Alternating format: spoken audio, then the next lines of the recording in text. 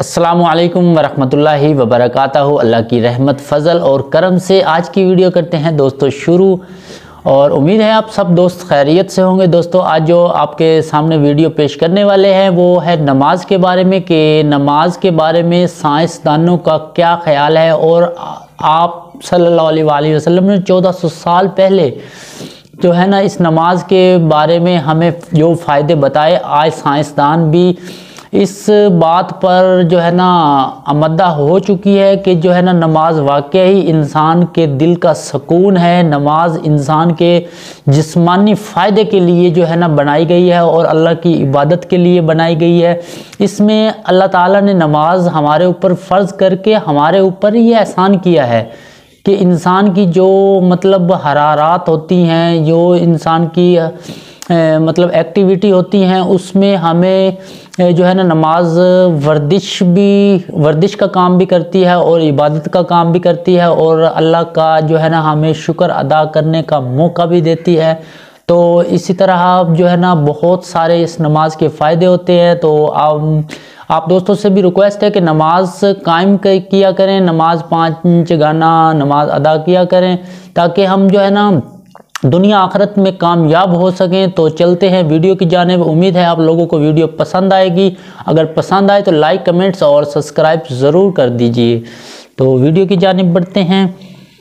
دوستو نماز پڑھتے ہوئے انسان کے سر کو جب مشین لگا کر اسکین کیا گیا تو سائنسدانوں نے ایسا کیا معجزہ دیکھا کہ وہ بھی سب حیران ہوئے۔ دوستو نبی پاک صلی اللہ علیہ وسلم کے فرمان پر کی جانے والی ایک نئی ریسرچ آپ کو بتائیں گے۔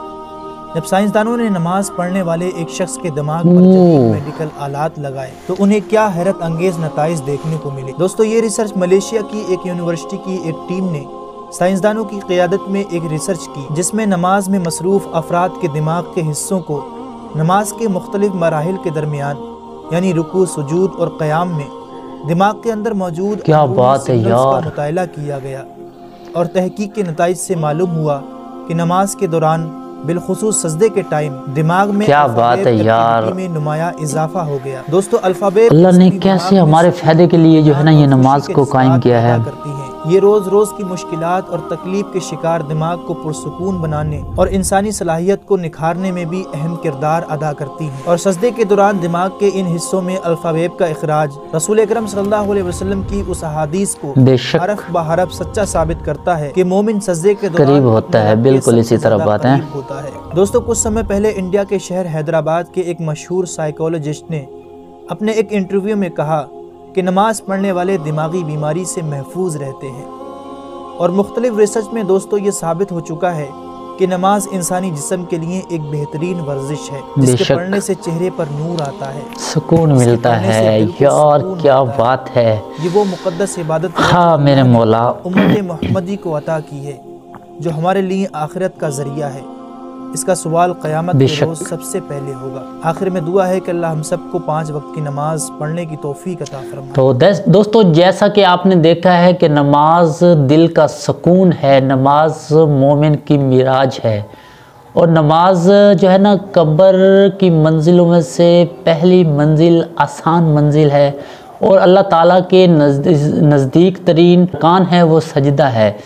تو کیسے اللہ تعالیٰ نے ہمارے اوپر احسان کیا ہے، نماز بھی ہمیں دی ہے اپنی عبادت کے لیے، اور ہمارے جسامت کو توانائی پیدا کرنے کے لیے بھی یہ بہت اہم ہے۔